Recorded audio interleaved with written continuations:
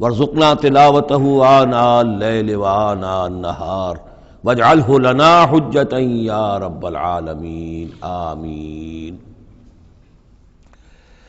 اب ہم اللہ کے نام سے قرآن حکیم میں مکی اور مدنی صورتوں کا جو دوسرا گروپ ہے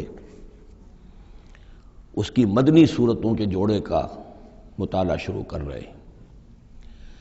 مکیات اس دوسرے گروپ میں دو ہیں، سورۃ الانعام، سورۃ الاعراف، جن کا مطالعہ ہم کر چکے، اور میں نے ابتدا ہی میں عرض کیا تھا کہ یہ گروپ اس اعتبار سے متوازن ہے کہ اس میں دو ہی سورتیں مکی ہیں، دو ہی مدنی ہیں۔ انفال اور توبہ یہ دو مدنیات ہیں۔ ان کا جو ربط اور تعلق ہے اس گروپ کی مکی صورتوں کے ساتھ، پہلے تو اس کو سمجھ لیجئے۔ ہم دیکھ چکے ہیں سورہ انعام اور اعراف میں کہ ان میں اتمام حجت ہوا ہے بنو اسماعیل پر یا مشرکین عرب پر۔ اس اتمام حجت کے بعد اللہ کا جو ہمیشہ سے ضابطہ اور قاعدہ رہا ہے، قانون رہا ہے کہ کسی رسول کے بھیجے جانے کے بعد اور اس کی جانب سے اتمام حجت کے کیے جانے کے بعد بھی اگر کوئی قوم کفر پر اڑی رہے بحیثیت مجموعی تو اس پر عذاب الہی آتا ہے، عذاب استیصال۔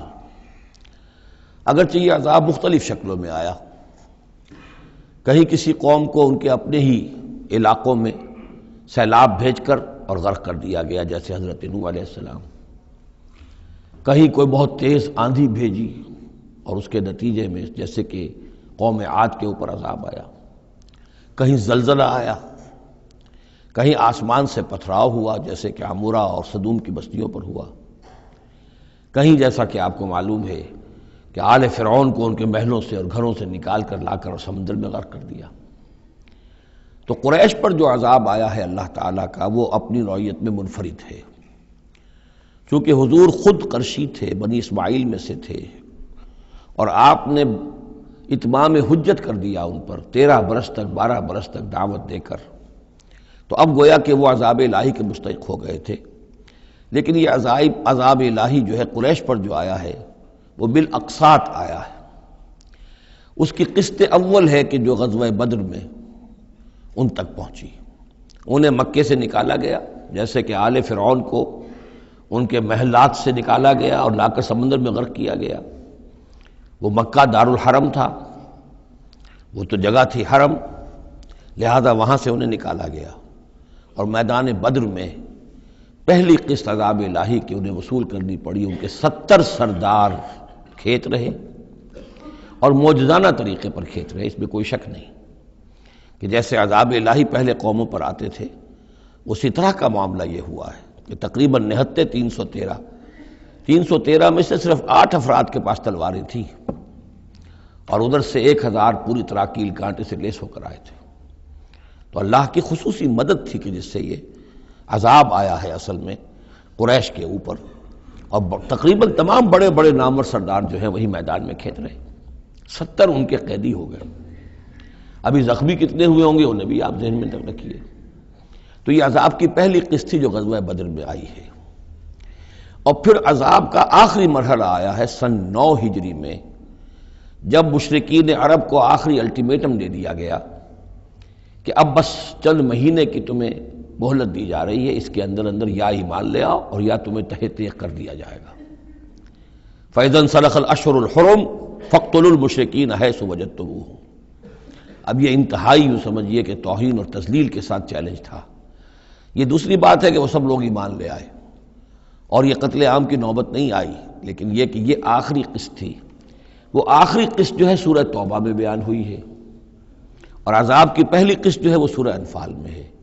ان دونوں صورتوں کو جمع کر دیا گیا تاکہ انعام اور اعراف میں بنو اسماعیل پر یا مشرکین عرب پر اتمام حجت، اور انفال اور توبہ میں ان پر جو عذاب الہی نازل ہوا اس کی تفصیل۔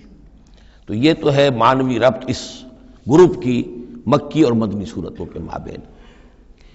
باقی جو یہ سورہ انفال ہے اس کے بارے میں نوٹ کر لیجئے کہ غزوہ بدر کے فوراً بعد متصلاً بعد نازل ہوئی ہے، گویا کہ سورہ آل عمران جو ہم پڑھ چکے ہیں اس سے پہلے ہے اس کا نزول، اس کے اکثر و بیشتر حصے سے پہلے نازل ہوئی ہے۔ تو یہ زمانی ترتیب جو ہے اگر یہ ذہن میں نہ رہے تو پھر اس سے کافی خلجان پیدا ہو جاتا ہے۔ اس کا جو پس منظر ہے وہ یہ غزوہ بدر کا معاملہ سمجھنا بہت ضروری ہے۔ دیکھیے یہاں تفصیل کا موقع تو ہے نہیں، میں نے سیرت النبی علیہ صاحب الصلاۃ والسلام سے منہج انقلاب نبوی کے جو مختلف سٹیپس ہیں کہ اس میں کن کن مراحل سے ہو کر آپ نے دین کے غلبے کا جو فرض منصبی آپ کے حوالے کیا گیا تھا اس کی تکمیل فرمائی، تو اس میں یوں سمجھیے کہ ایک مرحلہ تھا جو مکے میں طے ہو گیا، اور وہ اصل میں 4 مرحلے تھے: دعوت، تنظیم، تربیت اور صبر محض۔ وہاں ہاتھ اٹھانے کی اجازت نہیں تھی۔ ہم پڑھ آئے ہیں، سورہ نساء میں آ چکا ہے کہ اس وقت حکم تھا کفو ایدیکم، اپنے ہاتھ بندھے رکھو، تمہارے چاہے ٹکڑے اڑا دیے جائیں، تمہیں زندہ جلا دیا جائے، تم کوئی انتقامی کارروائی تو دور کی رہی، مدافعانہ کارروائی بھی نہیں کرو گے۔ No raising of hands even in self defence. یہ 4 مراحل تھے جو چلتے رہے تاں آ کے ایک طرف تو حضور کے پاس جانثاروں کی ایک جماعت تیار ہو گئی جو سرد و گرم چشیدہ تھے، ہر طرح کے حالات میں سے گزر چکے تھے، سختیاں جھیل چکے تھے، قربانیاں دے چکے تھے، ان کے اخلاص مع اللہ میں کسی شک و شبے کی گنجائش نہیں تھی، ان کے دل جو ہیں خالص ہو چکے تھے اللہ کے لیے۔ اور دوسری طرف یہ کہ اللہ تعالیٰ نے ایک دار الہجرت کا انتظام کر دیا، کھڑکی کھول دی مدینہ کی طرف، ہجرت کا اہتمام ہو گیا تاکہ اہل ایمان کو وہاں سے نکال کر اور مدینے میں لے آیا جائے۔ اب یہاں سے اقدام ہو، اسی لیے ہجرت فرض کر دی گئی کہ اب تمام مسلمان یہاں آ جائیں۔ ظاہر بات ہے کہ ہجرت جو ہے وہ فلائٹ نہیں تھی، وہ کوئی فرار نہیں تھا، بھاگ کر جان بچانا نہیں تھا۔ مغربی مورخین تو اسی نام سے اس کو یاد کرتے ہیں۔ وہ تو اصل میں یہ تھا کہ ایک جگہ اگر اس کام کے لیے موضوع نہیں ہے تو کوئی اور بیس، آلٹرنیٹ بیس اگر مل جائے تو وہاں سے اپنا آفینسو جو ہے، آخری فیصلہ کن اقدام جو ہے وہاں سے لانچ کیا جائے۔ لہذا مدینہ میں آ کر حضور نے صلی اللہ علیہ وسلم صرف 6 مہینے لیے ہیں انٹرنل کنسالیڈیشن، کہ اب آپ آئے ہیں، نئے آئے ہیں، مہاجرین نئے آئے ہیں، تو ایک تو یہ کہ ان 6 مہینے میں آپ نے مسجد نبوی تعمیر کر لی، مرکز بن گیا، گورنمنٹ ہاؤس بھی ہو گیا یہ، اور پارلیمنٹ ہاؤس بھی ہو گیا، دارالندوہ بھی ہو گیا، دارالعلوم بھی ہو گیا، خانقاہ بھی ہو گئی، عبادت گاہ بھی ہو گئی، مرکز ہو گیا۔ ثانیاً آپ نے انصار اور مہاجرین کے اندر مواخات کرا دی، ایک انصاری ایک مہاجر بھائی بنا دیا۔ تیسرے یہ کہ آپ نے بہت بڑا کام یہ کیا کہ جو یہود کے قبیلے وہاں آباد تھے ان کو آپ نے ان کے ساتھ ایک معاہدہ کر لیا، جوائنٹ ڈیفنس آف مدینہ، میثاق مدینہ، مدینہ کی ایک مدافعت جو ہوگی وہ مشترک ہوگی، کوئی بھی حملہ آور آئے گا باہر سے تو مل کر مسلمان اور یہودی اس معاملے میں ایک ملت ہوں گے اور دفاع کریں گے مدینہ کا۔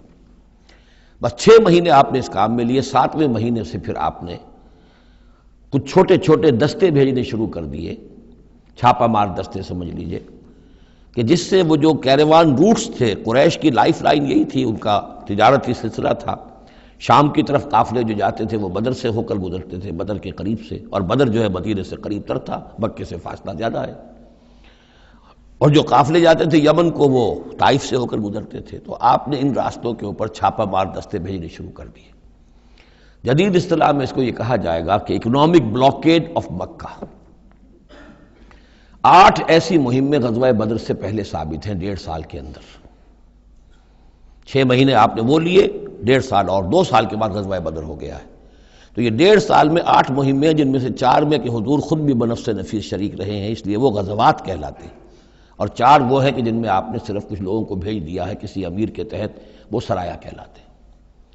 تو یہ جو صورتحال ہوئی، اور اس میں یہ بھی ہوا کہ حضور جہاں جاتے تھے خود تو وہاں کے قبائل سے آپ معاہدے کر لیتے تھے۔ اب یا تو وہ جو قبائل جو تھے مقامی، پہلے تو وہ قریش کے حلیف تھے، اب یا تو وہ حضور کے حلیف ہو گئے، مسلمانوں کے حلیف ہو گئے، تو قریش کی طاقت کم ہوئی، مسلمانوں کی بڑھ گئی، یا یہ ہے کہ وہ نیوٹرل ہو گئے کہ ہم نہ قریش کی مدد کریں گے آپ کے خلاف، نہ آپ کی مدد کریں گے قریش کے خلاف، نیوٹرل ہو گئے۔ اس سے بھی یہ ہے کہ قریش کا جو حلقہ اثر تھا، سیاسی زون آف پولیٹیکل انفلوئنس، وہ کم ہو رہا ہے۔ یہ 2 چیزیں ایسی ہوئی ہیں، political isolation of Quraysh and economic blockade of Mecca, جس کے نتیجے میں مکے والے جو ہیں پھر یوں سمجھیے کہ تنگ آمد بجنگ آمد، ورنہ مکے والوں کی طرف سے کوئی آغاز ثابت نہیں ہے تاریخ میں کہ حضور کے اور مسلمانوں کے مکے سے جانے کے بعد ان کی طرف سے کوئی ابتدا ہوئی ہو، کوئی انیشیٹو لیا گیا۔ دو واقعات خاص طور پر ایسے ہو گئے کہ ایک چھوٹا سا آپ نے ایک دستہ بھیجا تھا نخلا، اور یہ نخلا جو ہے یہ مکے اور طائف کے مابین ہے، تو سمجھیے کس قدر فاصلے پر، اور وہاں مٹ بھیڑ ہو گئی۔ جو مسلمان وہاں بھیجے گئے تھے ان کے کفار کے ساتھ، وہاں ایک مشرک مکے کا مارا گیا، ایک کو انہوں نے قید کیا، ساتھ لے آئے، کچھ سامان جو ان کا تجارت تھا وہ بھی لے آئے، وہ مال غنیمت سمجھ کر۔ تو حضور اگرچہ ناراض ہوئے کہ میں نے تمہیں لڑنے کا حکم نہیں دیا تھا، میں نے اس لیے بھیجا تھا کہ وہاں رہو اور قریش کی نقل و حرکت سے ہمیں مطلع کرتے رہو، لیکن اب سچویشن پیدا ہو گئی، گویا کہ یہ چاہے ارادہ تھا یا نہیں تھا، ڈی فیکٹو شکل یہی ہوئی کہ اقدام ہو گیا مسلمانوں کی طرف سے، اب آغاز ہو گیا مسلمانوں کی طرف سے۔ ادھر جب ابو سفیان لے کر جا رہے تھے بہت بڑا قافلہ شام کی طرف، تو حضور نے اس کا تعاقب کیا، لیکن وہ تیزی سے نکل گئے تھے۔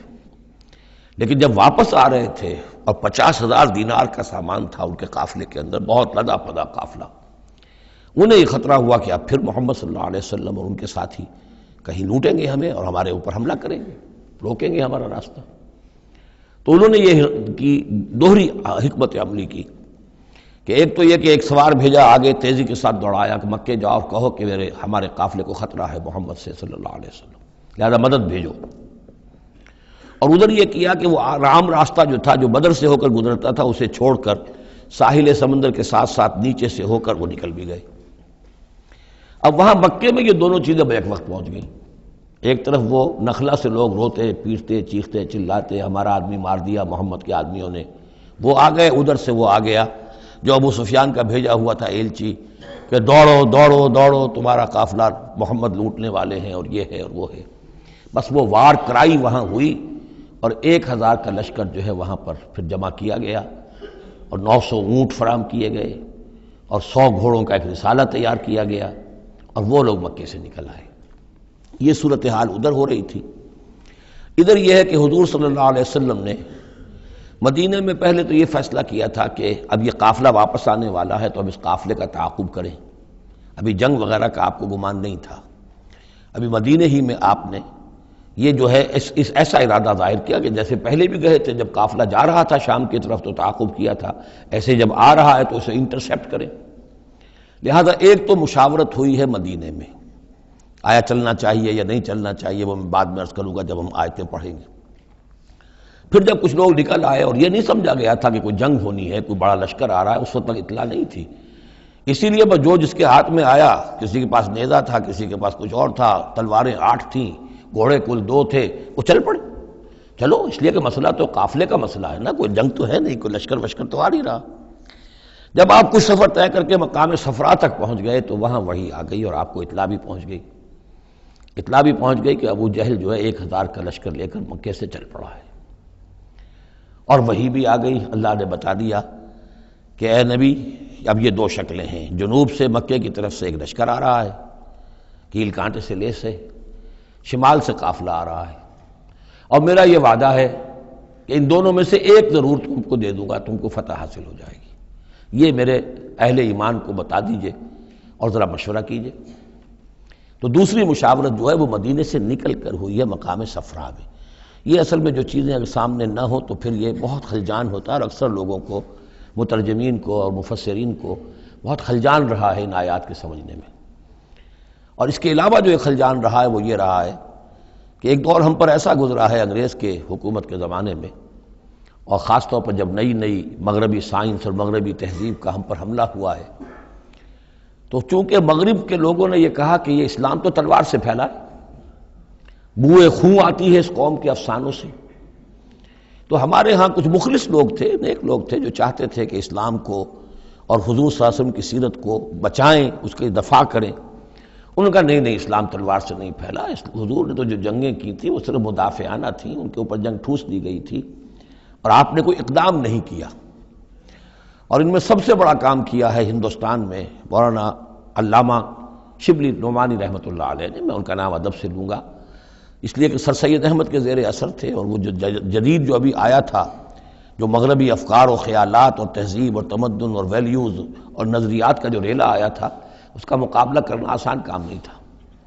تو یہ اپولوجیٹک انداز اختیار کیا ہے شبلی نعمانی نے، اور اس میں یہ ہے کہ وہ جو ابتدائی جو 8 جو غزوات اور سرایا ہیں جو بدر سے پہلے ہوئے انہیں بالکل تقریباً نظر انداز کر دیا ہے، تاکہ یہ ثابت نہ ہو کہ انیشیٹو حضور کی طرف سے ہوا ہے۔ تو یہ چیز جو ہے میں سمجھتا ہوں کہ ایک خاص دور کا تقاضا تھی، وہ دور اب گزر چکا۔ اب اسلام کا یہ فکر کہ اسلام ایک مکمل دین ہے، یہ اپنا غلبہ چاہتا ہے، اور حضور کو بھیجا گیا تھا اس لیے کہ دین کو غالب کرے، اور دین کو غالب کرنے کی جد و جہد ایک انقلابی جد و جہد ہے۔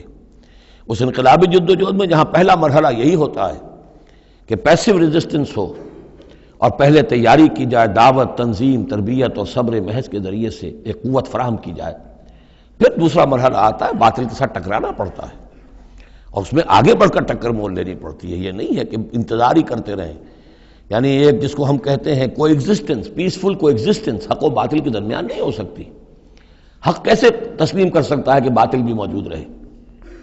ہاں حق میں جان نہیں ہے، اہل حق جو ہیں بے جان ہیں، مردہ ہیں، تو مجبوری ہے، لیکن اگر اہل حق میں جان ہو تو وہ کیسے برداشت کریں گے کہ باطل جو ہے اس کا غلبہ رہے؟ ہاں باطل جو ہے وہ نیچا ہو کر رہے، اگر وہ مغلوبیت کی شکل اختیار کر لے تو ٹھیک ہے، لیکن یہ کہ باطل کا غلبہ ہو اور اہل ایمان میں جان بھی ہو، تو یہ دو چیزیں جو ہیں یہ تو ایک دوسرے سے بالکل متضاد ہیں۔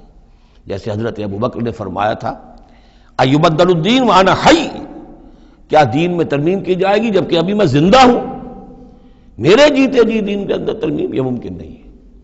تو وہی بندہ مومن کی شان ہونی چاہیے۔ تو اصل حقائق الحمدللہ بہت اچھی طریقے سے واضح ہو چکے ہیں۔ بہرحال اتنا پس منظر جو ہے جان لیجئے، اور ایک خاص اسلوب جو ہے اس سورہ مبارکہ کا، اگرچہ یہ تقریباً ایک خطبہ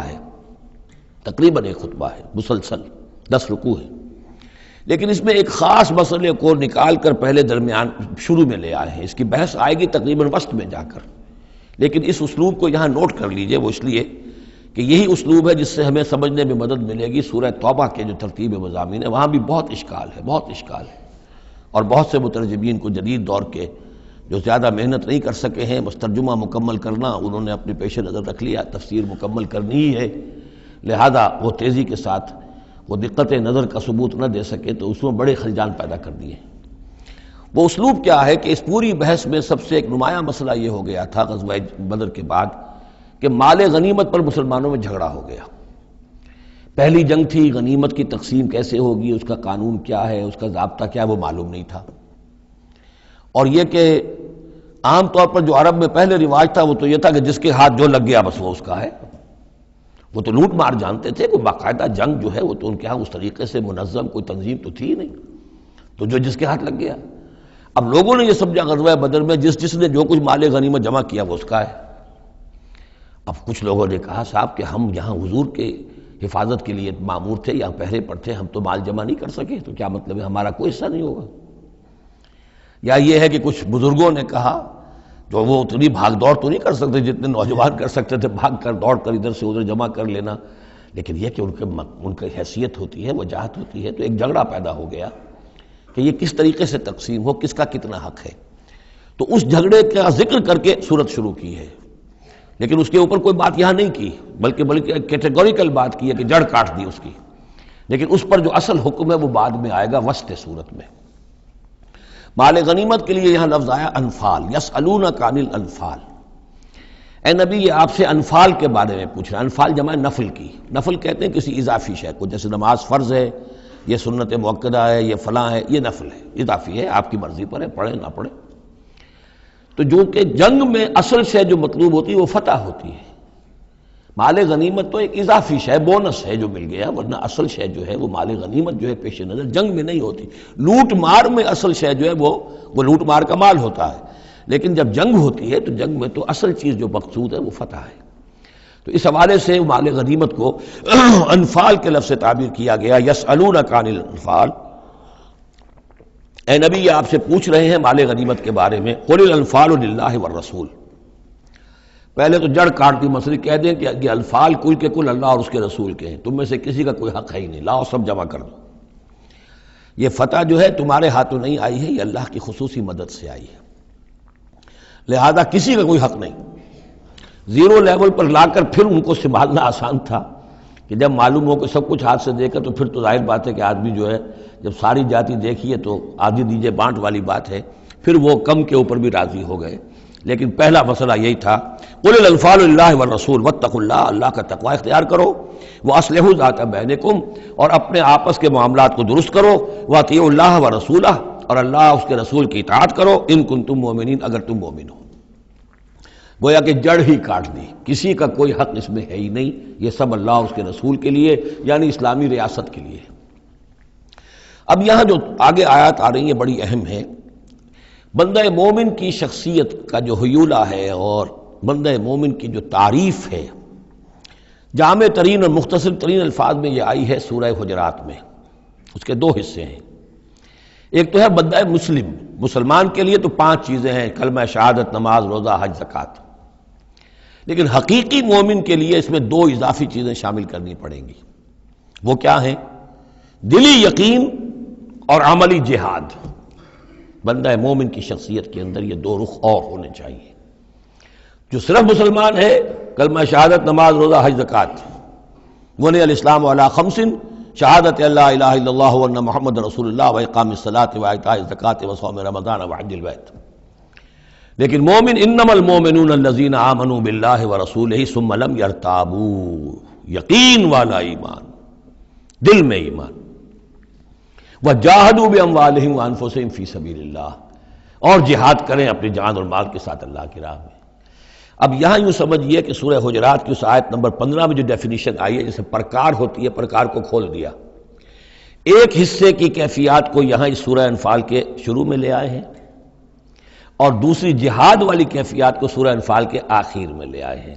تو یہ پرکار یہاں کھلی ہوئی ہے اس ڈیفینیشن کی۔ تو ایک حصہ ڈیفینیشن کا یہاں آ رہا ہے، انما المؤمنون الذین اذا ذکر اللہ وجلت قلوبہم۔ اہل ایمان، حقیقی مومن تو وہ ہیں کہ جب اللہ کا ذکر کیا جاتا ہے تو ان کے دل لرز جاتے ہیں۔ وَإِذَا تُلِيَتْ عَلَيْهِمْ آیَاتُهُ، اور جب انہیں اس کی آیات پڑھ کر سنائی جاتی ہیں، زادتہم ایمانا، ان کے ایمان میں بڑھوتری ہوتی ہے، اضافہ ہوتا ہے۔ وَعَلَىٰ رَبِّهِمْ يَتَوَكَّلُونَ، اور وہ اپنے رب پر توکل کرتے ہیں۔ الَّذِينَ يُقِيمُونَ الصَّلَاةَ، جو نماز کو قائم رکھتے ہیں۔ وَمِمَّا رَزَقْنَاهُمْ يُنْفِقُونَ، اور جو کچھ ہم نے انہیں دیا ہے اس میں سے اللہ کے لیے، اللہ کے دین کے لیے خرچ کرتے ہیں۔ انفاق فی سبیل اللہ مراد ہے۔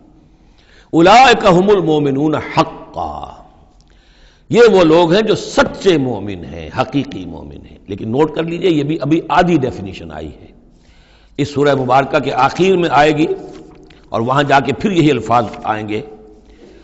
یہ آیت نمبر 74 ہے، والذین آمنوا وہاجروا وجاہدوا فی سبیل اللہ والذین آووا ونصروا اولئک ھم المؤمنون حقا لہم مغفرۃ ورزق کریم۔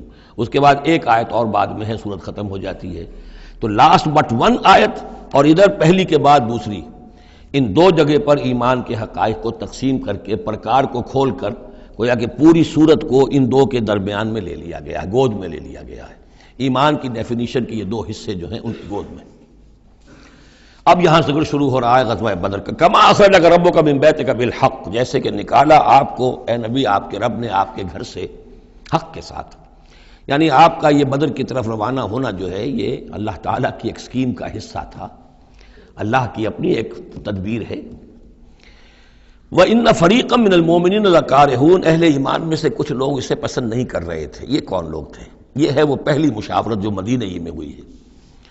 ان میں ظاہر بات ہے مدینہ میں منافق بھی تھے، جن کا خیال یہ تھا لڑنے بھیڑنے کا، لوٹ مار کرنے کا، یہ کوئی فائدہ ہے بھلا؟ بس ٹھیک تبلیغ کرنی چاہیے، اچھی بات کہنی چاہیے، نیک بات کہنی چاہیے۔ یہ کیا طریقہ ہے؟ منافقین کا ایلیمنٹ موجود تھا جو اس کو پسند ہی نہیں کرتے تھے، اس لیے کہ جنگ کا سلسلہ چل نکلا تو ہمیں بھی جانا پڑے گا، ہماری جان اور مال کے اوپر بھی آنچ آئے گی۔ تو نپ دی ایول ان دی بڈ، اس سے تو بہتر ہے کہ اس کو یہیں پر ختم کرو۔ اس اعتبار سے ویسے بھی کچھ انسانی فطرت ایسی ہوتی ہے، کچھ نیک سرشت لوگ بھی ہوتے ہیں کہ آخر اس سے کیا فائدہ نکلے گا؟ ابھی کوئی خاص جو ہے قریش کی طرف سے تو اقدام ہوا نہیں تھا، ہم آگے بڑھ کر جو ہے یہ جو بات اقدام کر رہے ہیں تو آخر اس کا فائدہ کیا ہے؟ تو یہ اس قسم کی باتیں اس وقت کہی گئیں۔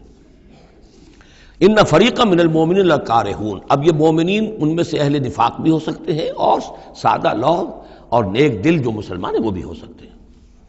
یجادلونک فی الحق بعد ما تبین کانما یساقون الی الموت وهم ینظرون، اور وہ جھگڑ رہے تھے آپ سے حق کے معاملے میں، جبکہ بات ان پر بالکل واضح ہو چکی تھی۔ یہ دوسری آیت میرے نزدیک جو دوسری مشاورت ہوئی ہے مقام صفرا پر، اس سے متعلق ہے۔ وہ یہ کہ وہاں سے جب مکے سے آپ چلے تو اس وقت تک کسی لشکر وغیرہ کی کوئی اطلاع نہ آپ کو تھی اور نہ اس کا کوئی گمان تھا ابھی۔ وہ تو ایسے ہی تھا جیسے پہلے 8 مرتبہ جو ہے وہ جو ایکسکرشنز جو ہوئی تھیں، جس طریقے کی مہمات بھیجی گئی تھیں، یہ اسی طرح کی ایک مہم ہے۔ لیکن یہ ہے کہ آگے چل کر جب آپ کچھ دور چل نکل کے آ گئے تھے، یہاں آ کر جو ہے آپ کو وحی بھی آ گئی اور اطلاعات بھی مل گئی کہ صورتحال وہ ہو چکی ہے۔ ایک طرف نخلا سے روتے پیٹتے لوگ پہنچ گئے وہاں، دوسری طرف یہ کہ ادھر سے ابو سفیان کا جو ہے ایلچی پہنچ گیا چیختا چلاتا ہوا، اور 1000 کا لشکر لے کر ابو جہل نکل پڑا ہے بدر کی طرف۔ اب وہ بدر کی طرف آ رہا ہے، ادھر سے قافلہ بدر کی طرف آ رہا ہے شمال سے۔ اس وقت اللہ تعالیٰ نے فرمایا، اور یہ مشاورت جیسا کہ میں نے کہا تھا، جیسے کہ حضرت طالوت نے کی تھی، ایک آزمائش اپنی فوج کی کہ جو اس دریا میں سے پانی پیے گا، سیر ہو کر پیے گا، اس کا مجھ سے کوئی تعلق نہیں۔ اسی طرح کا آپ نے مشاورت کا معاملہ اللہ تعالیٰ کے حکم سے مسلمانوں کے سامنے رکھ دیا۔ بعدما تبین کانما یساقون الی الموت، وہ لوگ ایسے محسوس کر رہے تھے جیسے انہیں دھکیلا جا رہا ہو موت کی طرف، وہم ینظرون، اور وہ دیکھ رہے ہوں۔ ظاہر بات ہے یہ کیفیت تو کٹر جو منافق تھے وہاں پر انہی کی ہو سکتی تھی۔ وَإِذْ يَعِدُكُمُ اللَّهُ إِحْدَى الطَّائِفَتَيْنِ أَنَّهَا لَكُمْ، اور جب کہ اللہ تعالیٰ وعدہ کر رہا تھا تم سے کہ ان دونوں گروہوں میں سے ایک تمہیں مل جائے گا، ایک پر تمہاری فتح گارنٹیڈ ہے۔ وَتَوَدُّونَ أَنَّ غَيْرَ ذَاتِ الشَّوْكَةِ تَكُونُ لَكُمْ، اور اے مسلمانوں تم یہ چاہتے تھے کہ ادھر جاؤ جدھر کے کانٹا لگنے کا کوئی اندیشہ نہ ہو، اس لیے کہ بمشکل 50 یا 100 آدمی تھے اس قافلے کے ساتھ، اور اونٹ تھے بے شمار، اور جو میں نے آپ کو بتایا بہت بڑی مقدار کے اندر جو ہے 50,000 دینار کا جو مال تھا ان کے پاس، تو ان کو تو آسانی سے قابو کیا جا سکتا تھا، اس میں اندیشہ کم تھا۔ پھر دلیلیں بھی عقلی آ گئی ہوں گی کہ حضور ہمارے پاس تو کچھ ہتھیار بھی نہیں ہے، کچھ نہیں ہے، ہم تیاری کر کے مدینے سے نکلے ہی نہیں ہیں، تو اچھا ہے پہلے یہ کہ ہم جا کر ان پر قبضہ کر لیں، تو ان کے ہتھیار بھی ہمیں مل جائیں گے، تو پھر لشکر سے لڑنے کے لیے ہم بہتر پوزیشن میں ہوں گے۔ تو عقل و منطق بھی یہ گویا کہ ان کے ساتھ تھی۔ وَيُرِيدُ اللَّهُ أَن يُحِقَّ الْحَقَّ بِكَلِمَاتِهِ، اور اللہ یہ چاہتا تھا کہ اپنے بات کو اپنے فیصلے کے ذریعے سے حق کا حق ہونا ثابت کر دے۔ وَيَقْطَعَ دَابِرَ الْكَافِرِينَ، اور کافروں کی جڑ کاٹ دے۔ یہ قطع دابر القوم الذین ظلموا، کافر قوم کی جڑ کاٹ دی گئی، جو ہم پڑھ کر آئے سورہ اعراف میں۔ اللہ کا ارادہ یہ تھا، اگر عام جو دنیاوی قواعد و ضوابط ہیں، فزیکل لاز ہیں، اس کے تحت یہ ہوتا تو اتنی بڑی بات ہی نہ ہوتی۔ اسے یوم الفرقان بنانا تھا کہ نمایاں ہو جائے کہ اللہ کس کے ساتھ ہے، حق کدھر ہے۔ اور یہ اسی وقت ہو سکتا تھا جبکہ یہ کنٹراسٹ برقرار رہتا کہ بے سر و سامان 313 گئے ہیں، اور کیل کانٹے سے لے 1000 کے ساتھ ان کا مقابلہ ہوا ہے، اور پھر انہیں اللہ نے فتح دی ہے۔ لہذا اللہ کی مرضی کچھ اور تھی۔ یرید اللہ ان یحق الحق بکلماتہ ویقطع دابر الکافرین، اللہ چاہتا تھا کہ اپنی باتوں کے ذریعے سے حق کا حق ہونا ثابت کر دے اور کافروں کی جڑ کاٹ دے۔ یہ یحق الحق کا، تاکہ سچا ثابت کر دے حق کو، سچ کو، ویبطل الباطل، اور باطل ثابت کر دے باطل کو، باطل ہونا اس کا ثابت ہو جائے۔ ولو کرہ المجرمون، خواہ یہ مجرموں کو کتنا ہی ناگوار ہو۔ استستغیثون ربکم، یاد کرو جب کہ تم اپنے رب سے استغاثہ کر رہے تھے، دعائی دے رہے تھے کہ اللہ اب ہماری مدد فرما۔ فاستجاب لکم، تو اللہ نے تمہاری دعا کو قبول کیا تھا۔ انی ممدکم بألف من الملائکۃ مردفین، کہ میں تمہاری مدد کروں گا 1000 ملائکہ سے جو لگاتار آئیں گے، پے بپے آئیں گے۔ 1000 کا لشکر آیا ہے نا، تو 1000 فرشتے ہم تمہاری مدد کے لیے بھیج دیں گے۔ وما جعلہ اللہ الا بشرا، اور اللہ نے اس کو نہیں بنایا مگر تمہارے لیے بشارت، وَلِتَطْمَئِنَّ بِهِ قُلُوبُكُمْ، اور تاکہ تمہارے دل مطمئن ہو جائیں۔ وَمَن نَّصْرُ إِلَّا مِنْ عِندِ اللَّهِ، اور مدد تو اللہ کی طرف سے ہوتی ہے، فرشتوں کو بھیجے بغیر بھی وہ مدد کر سکتا ہے۔ کن فیکون کی شان کے ساتھ وہ جو چاہے کر دے، لیکن یہ کہ تمہارا جو اپنا ایک سوچنے کا انداز ہے، بل بنائے طبع بشری، تمہاری تسکین کے لیے ہم نے یہ شکل کر دی کہ 1000 دشمن آ رہا ہے تو 1000 فرشتہ تمہاری مدد کے لیے ہم بھیج دیں گے۔ ان اللہ عزیز الحکیم، یقیناً اللہ تعالیٰ سب زبردست ہے اور حکمت والا۔ اذ یغشیکم النعاس امنۃ منہ، جبکہ تم کو ڈھانپ لیا تھا ایک اونگ نے جو امن کی اور تسکین کا ذریعہ بن گیا اللہ کی طرف سے۔ یہ دو معجزے ہوئے ہیں خاص اس وقت، معجزے اس معنی میں کہ عام حالات میں یہ چیزیں نہیں ہوتی، لیکن اس میں کوئی خرق عادت نہیں ہے۔ معجزہ اس معنی میں نہیں ہے کہ اس کو چیلنج کر کے حضور نے دکھایا ہو، اس معنی میں نہیں، بس یہ کہ غیر معمولی اللہ کی نصرت کی شکلیں ہیں۔ ایک تو یہ کہ حالانکہ معاملہ بڑا یعنی سخت تھا، لیکن رات کو جا کے پڑاؤ پر مسلمان سوئے اطمینان سے، بڑی عمدگی سے نیند آئی، دل میں وہ دغدغہ نہیں تھا، اللہ پر اطمینان تھا، اللہ کے لیے نکلے تھے، لہذا ان کو وہ بے چینی اور تشویش اور کل کیا ہو جائے گا، رہیں گے کہ نہیں رہیں گے، زندگی ہوگی موت، کچھ نہیں، نیند آئی انہیں، اطمینان سے سوئے، صبح کو اٹھے تو وہ گویا کہ چاقو چوبند تھے۔ نمبر دو یہ ینزل علیکم من السماء ماء، اور جب کہ اتارا اس نے تم پر آسمان سے پانی، بارش ہو گئی، اس سے یہ ہوا لیطہرکم، تاکہ تمہیں پاک کرے، جنہیں غسل کی حاجت تھی غسل کر لیا، وَیُذْهِبَ عَنْکُمُ الرِّجْزَ الشیطان، اور دور کر دے تم سے شیطان کی نجاست کو، وَلِیَرْبِطَ عَلَىٰ قُلُوبِکُمْ، اور یہ کہ تاکہ تمہارے دلوں کے اندر بھی، بارش کے بعد جو فضا ہوتی ہے اس سے طبیعت کے اندر بھی ایک اطمینان اور سکون پیدا ہوتا ہے، ورنہ واقعہ یہ ہے کہ جہاں پر آ کر قریش پہلے ڈیرہ ڈال چکے تھے، پانی پر ان کا قبضہ تھا، اب یہاں پانی نہیں تھا، بارش ہوئی تو وہ نشیبی جگہ میں انہوں نے ایک اپنا حوض بھی جمع کر لیا، پانی بھی جو ہے وہ ان کے پاس فراہم ہو گیا۔ وَيُثَبِّتَ بِهِ الْأَقْدَامَ، اور پانی جب برسا تو مٹی دب گئی، مٹی کے جمنے کی وجہ سے پاؤں بھی دب گئے، وہ جگہ جو تھی وہاں پر جو ہے اہل ایمان جو مجاہدین تھے ان کے پاؤں قدم جمنے کی صورت پیدا ہو گئی۔ اِذْ یُوحِی رَبُّکَ إِلَى الْمَلَائِکَةِ، اور جب یاد کرو، گمان کرو، تصور کرو، جب کہ آپ کا رب وحی کر رہا تھا فرشتوں کو، انی معکم، وہ جو 1000 فرشتہ اللہ نے بھیجا، انی معکم، میں تمہارے ساتھ ہوں، فثبتوا الذین آمنوا، تو جاؤ اور اہل ایمان کے قدموں کو جما دو، اہل ایمان کے دلوں کو جما دو۔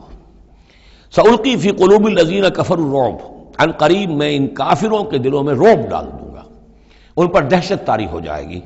فاضربوا فوق الاعناق، پھر مارنا ان کی گردنوں کے اوپر جیسے چاہے، واضربوا منہم کل بنان، اور مارنا ان کی ایک ایک پور پر، یعنی یہ کہ جب کسی شخص پر کوئی شخص دہشت زدہ ہو جائے تو اس کے اندر قوت مدافعت نہیں رہتی، پھر گویا کہ وہ جو بھی حملہ آور ہے اس کے رحم و کرم پر ہے، جدھر سے چاہے چوٹ لگائے، جدھر سے چاہے مارے۔ ذالک بانہم شاقوا اللہ ورسولہ، اور یہ سزا ان کو اس لیے دی جائے گی کہ انہوں نے مخالفت کی، زدم زدہ کی، دشمنی کی اللہ کی اور اس کے رسول کی۔ ومن یشاقق اللہ ورسولہ فإن اللہ شدید العقاب، اور جو اللہ اور اس کے رسول کا دشمن ہو جائے اور اس سے زدم زدہ کرے تو اللہ تعالیٰ بھی سزا دینے میں بہت سخت ہے۔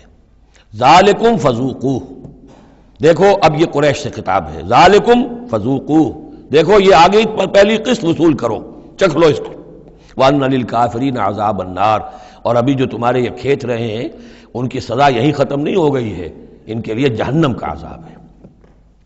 یا ایھا الذین آمنوا اذا لقیتم الذین کفروا زحفا، اہل ایمان جب تمہارا مقابلہ ہو جائے کافروں سے میدان جنگ میں، یہ زحف کہتے ہیں جبکہ باقاعدہ دو لشکر ایک دوسرے کے سامنے مد مقابل بن کر آئیں، ایک چھاپا مار جنگ ہوتی ہے، جیسے کہ 8 جو پہلی اس سے مہمیں تھیں وہ جنگ کی شکل نہیں تھی بلکہ وہ مہمیں تھیں چھاپا مار، لیکن اب یہ پہلی مرتبہ جنگ ہوئی ہے، لہذا اس کے حوالے سے بات ہو رہی ہے۔ یا ایھا الذین آمنوا اذا لقیتم الذین کفروا زحفا فلا تولوہم الادبار، تو تم ان کو پیٹھ مت دکھاؤ، پیٹھ مت موڑو، مطلب یہ کہ کھڑے رہو، ڈٹے رہو، مقابلہ کرو، جان چلی جائے لیکن یہ کہ پیچھے قدم نہ ہٹے۔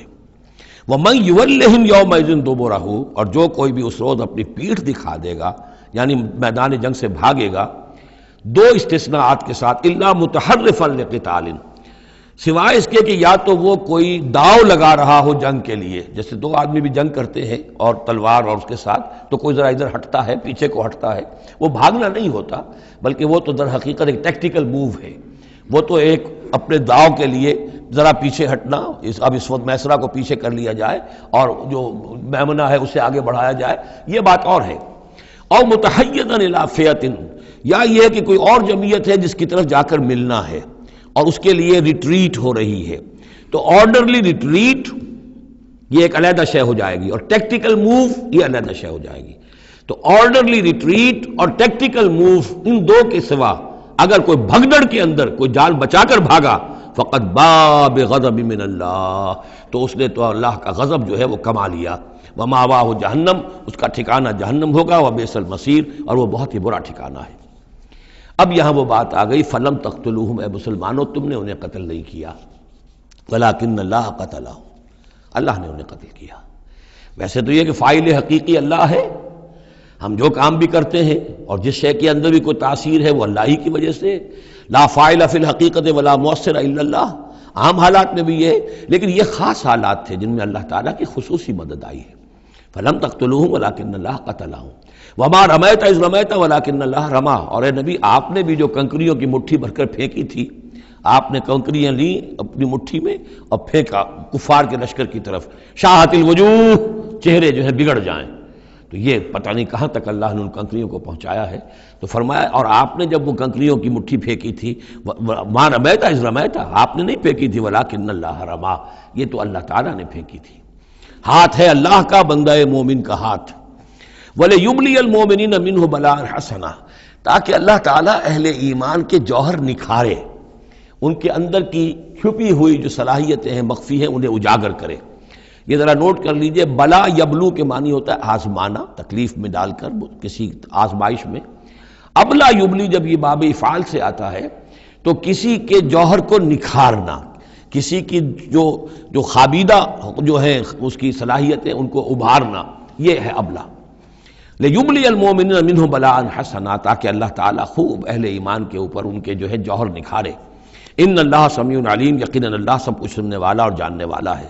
ذالکم وان اللہ موہن کید الکافرین، یہ تو ہو چکا، اب اس جنگ کا جو نتیجہ تھا قریش تم نے دیکھ لیا، لیکن آئندہ بھی سمجھ لو اللہ تعالیٰ کافروں کے تمام چالوں کو ناکام بنا دے گا۔ یہ اہل ایمان سے بھی خطاب ہو گیا اور یہ کہ کفار کے لیے بھی، اور پھر کفار سے خطاب ہے، ان تستفتحوا فقد جاءکم الفتح۔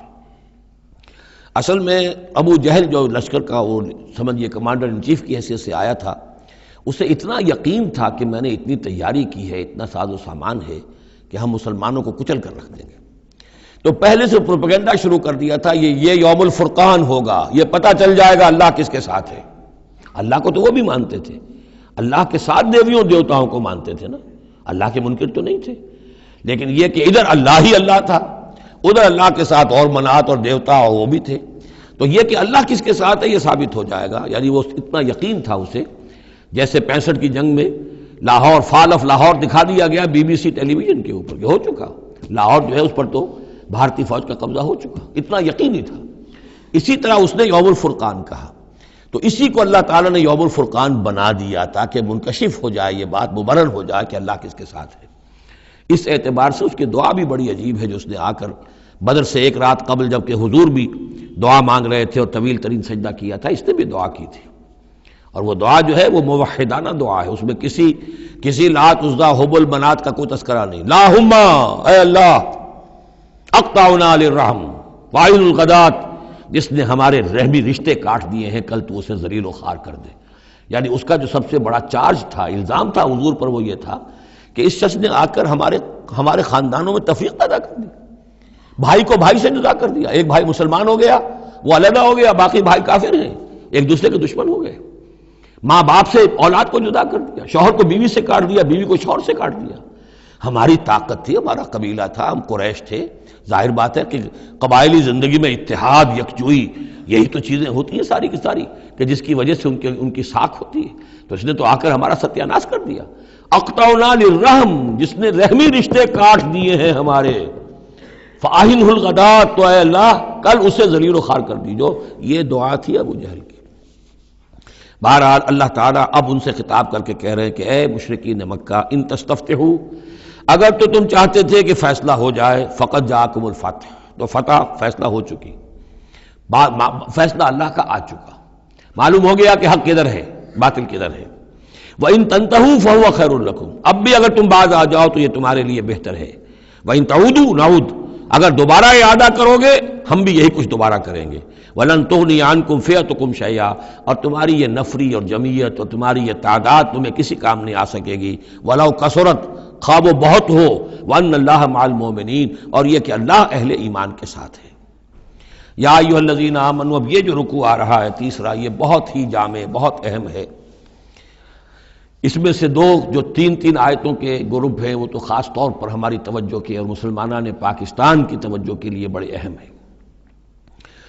یا ایھا الذین آمنوا اطیعوا اللہ ورسولہ ولا تولوا عنہ وانتم تسمعون، اہل ایمان اللہ اور اس کے رسول کی اطاعت کرو اور نہ منہ موڑو اس سے جبکہ تم سن رہے ہو۔ یعنی جب اللہ کے رسول نے کہا تھا کہ چلو بدر کی طرف، تو تمہاری یہ رد و قدا اور یہ پاؤں پیٹنا جس کو کہتے ہیں، یہ مختلف الفاظ اس کے لیے محاوروں میں آتے ہیں، تو یہ جو تم کر رہے تھے کیوں کر رہے تھے؟ جب اللہ اور اس کے رسول کی طرف سے بات آئی تھی تو ہر ایک کو کہنا چاہیے تھا سمینا واطعنا، جو آپ کا حکم ہو۔ اطیعوا اللہ واطیعوا الرسول ولا تولوا عنہ وانتم تسمعون، ظاہر بات ہے یہ تمام مسلمانوں سے بات نہیں ہے، یہاں بھی ذہن میں رکھیے وہی جنہوں نے کمزوری دکھائی تھی ان کی طرف اشارہ ہے۔ ولا تکونوا کالذین قالوا سمعنا وهم لا يسمعون، ان لوگوں کے مانند نہ ہو جاؤ جو کہتے ہیں کہ ہم نے سن لیا، حقیقت میں وہ سنتے نہیں ہیں، یعنی دل اڑا ہوا ہے، طبیعت جو ہے وہ یکسو ہے ہی نہیں، تو کیا سننا ہے، سنا انسنا ہو گیا۔ ان شر الدواب عند اللہ الصم البکم الذین لا یعقلون، یقیناً تمام چوپایوں میں بدترین اللہ کے نزدیک یہی لوگ ہیں جو بہرے ہیں، گونگے ہیں اور عقل سے کام نہیں لیتے۔ اب یہ منافقین ہی کی طرف اشارہ ہو رہا ہے۔ وَلَوْ عَلِمَ اللَّهُ فِيهِمْ خَيْرًا، اگر اللہ تعالیٰ کے علم میں ہوتا کہ ان میں کوئی خیر ہے، لَأَسْمَعَهُمْ، اللہ انہیں سنا دیتا۔ وَلَوْ أَسْمَعَهُمْ، اگر اللہ انہیں سنا دیتا، لَتَوَلَّوْا، پھر بھی پیٹ موڑ جاتے، وَهُمْ مُعْرِضُونَ، وہ ہیں ہی اعراض کرنے والے۔ یہ گویا کہ چند آیات ہیں کہ جس میں خاص طور پر جو لوگ بھی اس وقت ریلیکٹنٹ تھے، جو بھی کسی طریقے سے اس میں جھجک رہے تھے، ان کے لیے تنبیہ۔ اب 3 آیات آ رہی ہیں۔ یا ایھا الذین آمنوا استجیبوا للہ وللرسول اذا دعاکم لما یحییکم، اہل ایمان لبیک کہا کرو اللہ کی پکار پر، اور خاص طور پر رسول کی پکار پر جبکہ وہ تمہیں پکارے اس شے کے لیے جس سے تمہیں زندگی ملے گی۔ تم جنگ میں جانے کو سمجھ رہے ہو کہ موت کا دروازہ ہے، یہ تو اصل زندگی کا دروازہ ہے۔ ولا تقولوا لمن يقتل في سبيل الله اموات بل احياء ولكن لا تشعرون، تو یہ تو در حقیقت اللہ اور اس کے رسول جس چیز کی طرف تمہیں بلا رہے ہیں، حقیقی زندگی یہ ہے، روحانی زندگی یہ ہے، معنوی زندگی یہ ہے۔ یہ حیوانوں کی طرح جینا جو ہے یہ کوئی زندگی نہیں ہے، یہ تو در حقیقت اولئک کالانعام بل هم اضل، جو سورہ اعراف میں ہم پڑھ چکے ہیں، یہ حیوانوں کا سا زندگی گزارنا ہے۔ استجیبوا للہ وللرسول اذا دعاکم لما یحییکم وَاعْلَمُوا أَنَّ اللَّهَ يَحُولُ بَيْنَ الْمَرْءِ وَقَلْبِهِ، اور جان لو اللہ تعالیٰ بندے اور اس کے دل کے درمیان حائل بھی ہو جایا کرتا ہے۔ یعنی اگر اللہ کی رسول کی پکار سنی اور انسنی کر دی، پھر سنی انسنی کر دی، پھر اللہ تعالیٰ پردہ بن جائے گا، اب سننے نہیں دے گا، معذور ہو جاؤ گے سننے سے۔ یہی وہ بات ہے جس کو کہیں کہتے ہیں ختم اللہ علی قلوبہم وعلی سمعہم، ان کے دلوں پر اللہ نے مہر کر دی ہے، ان کی سماعت پر، اور ہم پڑھ چکے ہیں سورہ انعام میں وَنُقَلِّبُ أَفْئِدَتُهُمْ وَأَبْصَارُهُمْ كَمَا لَمْ يُؤْمِنُوا بِهِ أَوَّلَ مَرَّةٍ، پہلی مرتبہ اگر نہیں کرو گے قبول تو پھر یہ ہے کہ تمہارے دل الٹ دیے جائیں گے، تمہاری نگاہیں الٹ دی جائیں گی۔ تو اس لیے بہت ہی ڈرنے کی بات ہے جو بھی مطالبہ دین کا سامنے آئے اور ایک دفعہ دل گواہ دے دے کہ ہاں ہے بات ٹھیک ہے، پھر اگر کنی کترائے گا انسان تو یہیں سے سزا نقد شروع ہو جائے گی، پھر وہ صلاحیت سلب ہو جائے گی، پھر اللہ حائل ہو جائے گا، یعنی قانون خداوندی، سنت خداوندی حائل ہو جائے گی، پھر آپ کے دل پر مہر لگے گی، آپ کے کانوں کے پر مہر لگے گی، آپ کی آنکھوں پر پردے پڑ جائیں گے۔ یا ایھا الذین آمنوا استجیبوا للہ وللرسول اذا دعاکم لما یحییکم واعلموا ان اللہ یحول بین المرء وقلبہ وانہ الیہ تحشرون، اور یہ کہ بالآخر تو تمہیں سب کو اسی کی طرف جمع کیا جانا ہے۔ واتقوا فتنة لا تصیبن الذین ظلموا منکم خاصہ، اور ڈرو اس سزا سے، اس عذاب سے کہ جو جب آئے گا تو تم میں سے صرف گناہگاروں ہی کو اپنی لپیٹ میں نہیں لے گا۔ اس کا میں کل حوالہ دے چکا ہوں، بے گناہ بھی اس میں اگر اپنا فرض ادا نہیں کر رہے، فرض ادا نہ کرنا جرم ہے، وہ خود گناہ ہے۔ تم اگر دین کے لیے سرفروشی نہیں کر رہے تو یہ بھی تو گناہ ہے۔ ہاں ٹھیک ہے، میں نے یہ شراب نہیں پی، میں نے یہ نہیں کیا، میں نے سور نہیں کھایا، میں نے فلاں نہیں کیا، میں نے نمازیں پڑھی، ٹھیک ہے سب کچھ کیا، لیکن سوال یہ ہے کہ جو دین کا فرض تھا، دین کی نصرت تھی، اللہ کی اور اس کے دین کے لیے تن من دھن لگانا تھا، وہ نہیں کیا، وہ بھی تو جرم ہے۔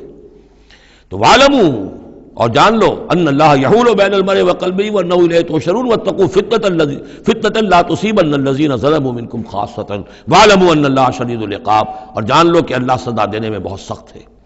وَاذْكُرُوا، یہ ہے خاص پاکستانی مسلمانوں کے لیے آیت، اور یاد کرو اذ انتم قلیل، جب تم تھوڑی تعداد میں تھے، جیسے ہم بھی اقلیت کی کا خوف تھا ہمیں کہ ہم ہندوؤں کے مقابلے میں اقلیت ہیں، مستضعفون فی الارض، جنہیں زمین میں دبا لیا گیا تھا، تخافون ان یتخطفکم الناس، تمہیں اندیشہ یہ تھا کہ لوگ تمہیں اچک لے جائیں گے، اکثریت جو ہے وہ تمہیں ایکسپلائٹ کرے گی معاشی اعتبار سے، سماجی اعتبار سے، لسانی اعتبار سے، مذہبی اعتبار سے۔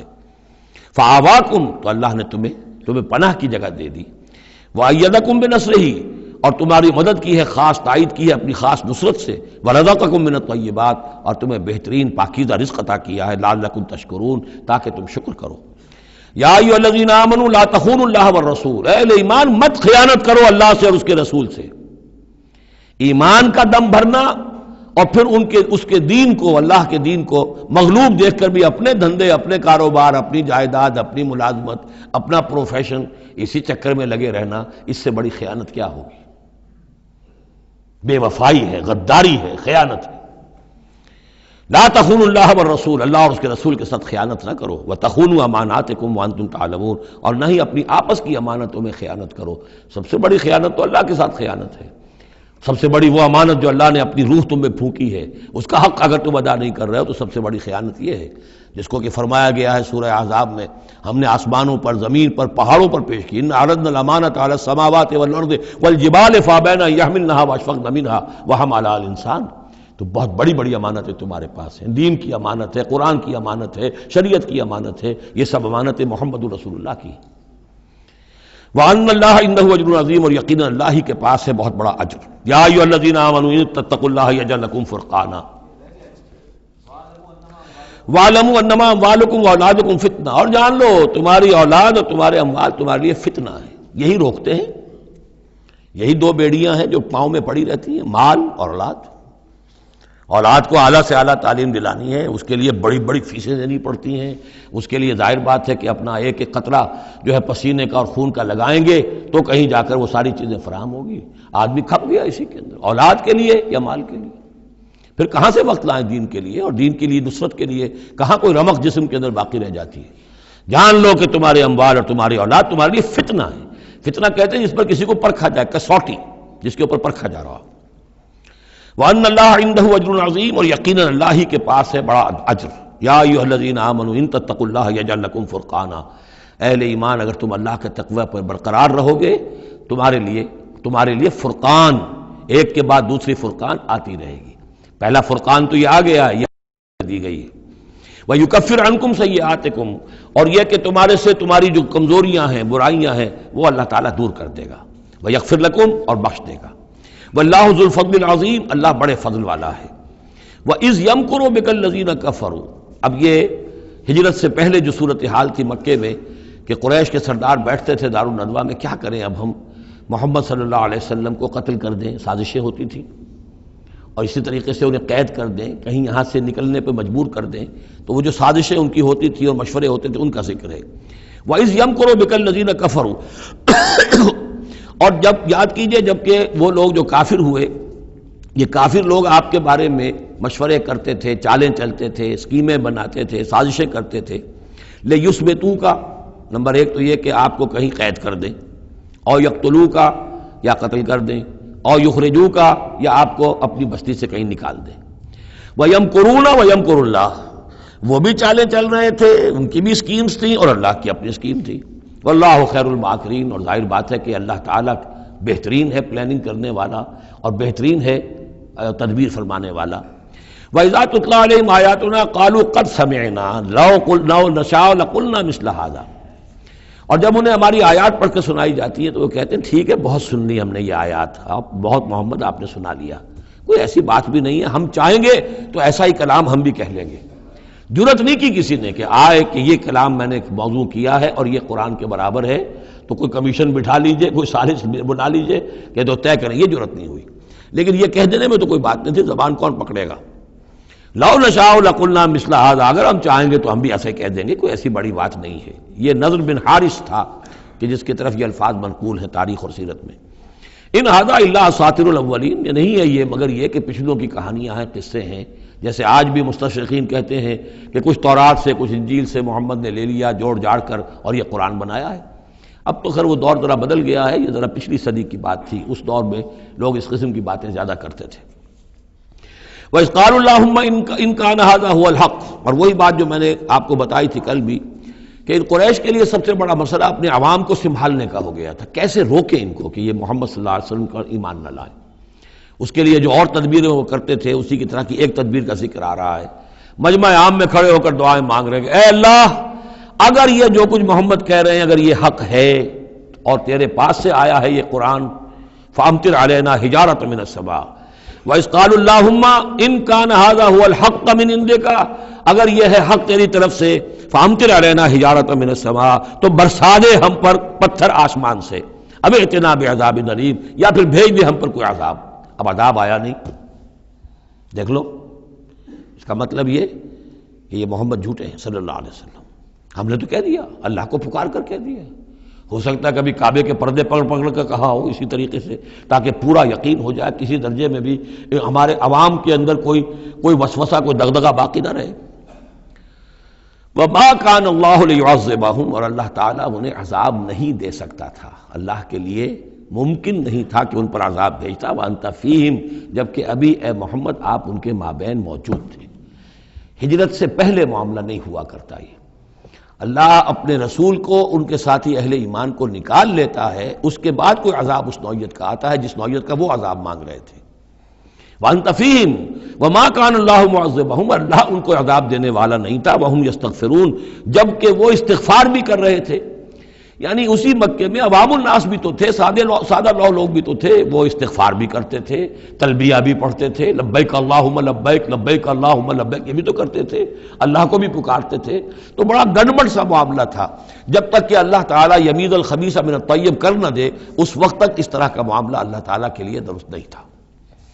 وَمَا لَهُمْ أَلَّا يُعَذِّبَهُمْ، باقی وہ عذاب کے پورے طور سے مستحق تو ہو چکے ہیں، اور کیا ہے وہ کون سی رکاوٹ ہے ان کے لیے؟ مَا لَهُمْ أَلَّا يُعَذِّبَهُمُ اللَّهُ، کہ اللہ تعالیٰ ان کو عذاب نہ دے، وَهُمْ يَصُدُّونَ عَنِ الْمَسْجِدِ الْحَرَامِ، جبکہ وہ روک رہے ہیں مسجد حرام سے لوگوں کو، وَمَا كَانُوا أَوْلِيَاءَهُ، اور حقیقت میں یہ اس کے متولی نہیں ہے، یہ اس کے مختار نہیں ہے، یہ اس کے ساتھی نہیں ہے۔ ان اولیاءہ الا المتقون، اس اللہ کے گھر کے تو ولی اور اس کے جو اصل مجاور کہہ لیجئے یا متولی کہہ لیجئے، وہ تو ہوں گے متقی لوگ جو اللہ کا تقوی رکھتے ہوں، اللہ کی بندگی کرتے ہوں۔ ولکن اکثرهم لا يعلمون، لیکن ان کی اکثریت علم نہیں رکھتی۔ وما كان صلاتهم عند البيت، اور انہوں نے جو نماز کا حلیہ بگاڑا ہے، نہیں ہے ان کی نماز بیت اللہ کے پاس الا مقام و تصدیہ، سیٹیاں بجاتے ہیں، تالیاں پیٹتے ہیں، یہ ان کی نماز رہ گئی ہے۔ طواف کرتے تھے تو اس میں سب سے اونچا طواف تھا برہنہ طواف، اور نماز جو تھی ان کی وہ یہ تھی، سیٹیاں بجاتے ہوئے۔ جیسے کہ آپ کو معلوم ہے کہ بعض علاقوں میں مسجدوں کے اندر جب وہ میلاد کی محفلیں ہوتی ہیں تو اس کے اندر ڈھول اور ڈھمک کا، یہ میں نے سنا ہے کہ خاص طور پر افریقہ کے بعض ممالک میں کام ہوتا ہے۔ یہ اللہ کا شکر ہے اس حد تک کم سے کم یہ کہ بر عظیم پاک و ہند کے اندر جو بھی صورت ہوئی ہے وہ یہ مسجد کے اندر یہ خرافات نہیں ہوئی ہے، باقی باہر ہو رہی ہے جو بھی ہو رہی ہے۔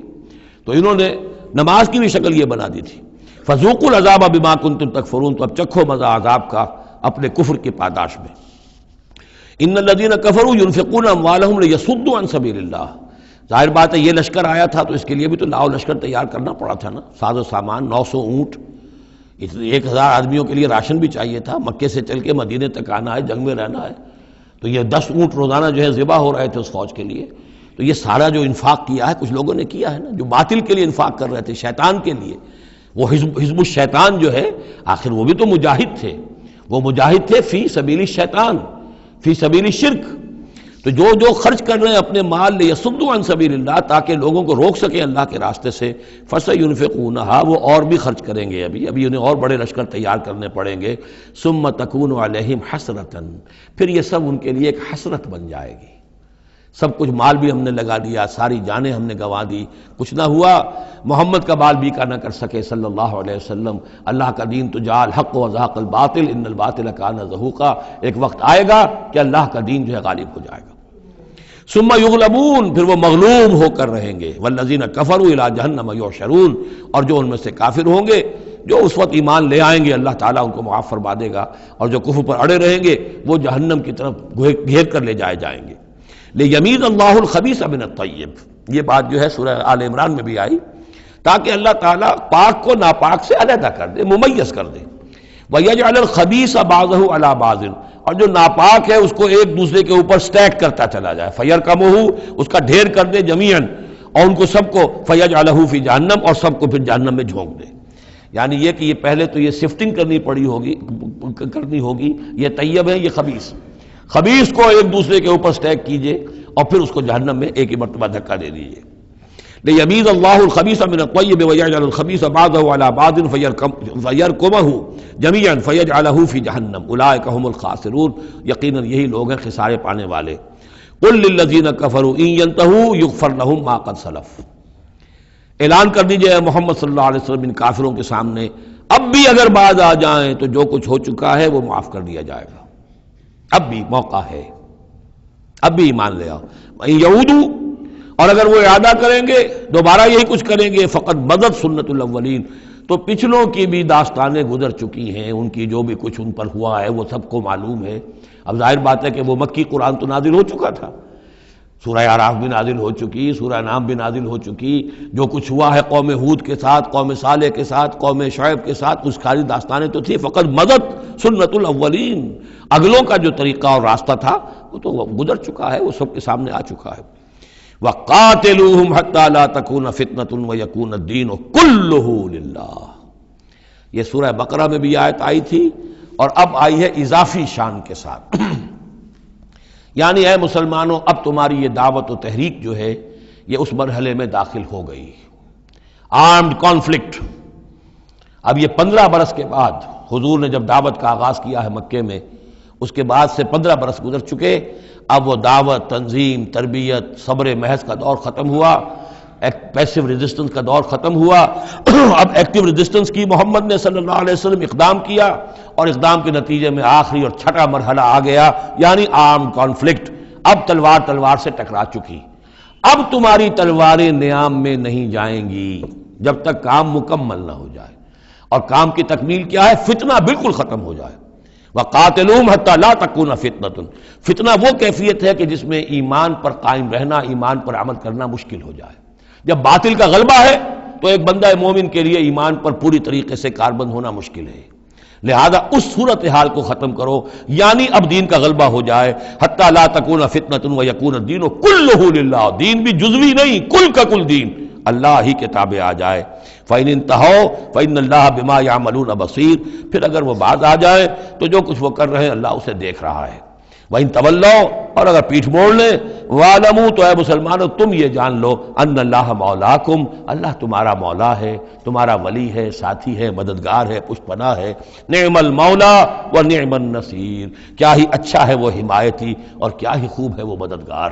بارک اللہ لی ولکم فی القرآن العظیم ونفعنی وإیاکم بالآیات والذکر الحکیم.